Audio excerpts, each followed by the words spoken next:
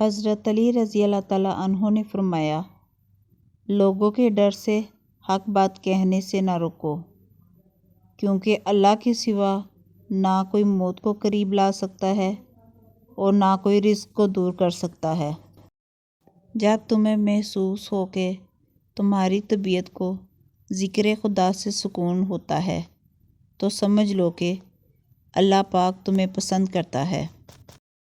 جس انسان کو غصہ زیادہ آتا ہے وہ انسان پیار بھی اتنا ہی زیادہ کرتا ہے اور اتنا ہی صاف دل رکھتا ہے۔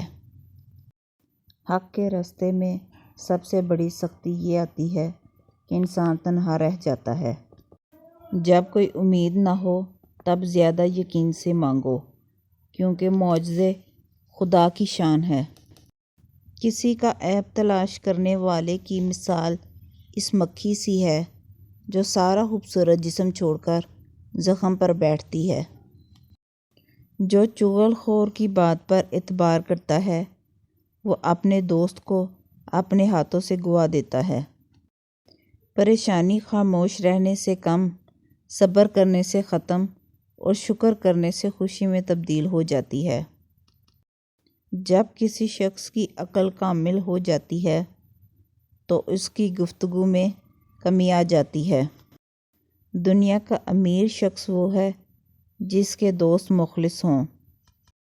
رشتوں کی خوبصورتی ایک دوسرے کی بات کو برداشت کرنے میں ہے۔ بے عیب انسان تلاش کرو گے تو اکیلے رہ جاؤ گے۔ پسند اس کو نہ کرو جو دنیا میں سب سے زیادہ حسین ہو، بلکہ پسند اس کو کرو جو تمہاری عزت کرتا ہو۔ اگر کوئی تم سے پوچھے بتاؤ زندگی کیا ہے تو تم ہتھیلی پر ذرا سی خاک رکھنا اور اسے اڑا دینا۔ جب اللہ کسی سے خوش ہوتا ہے تو اس کے لیے نیکی آسان اور گناہ کرنا مشکل کر دیتا ہے۔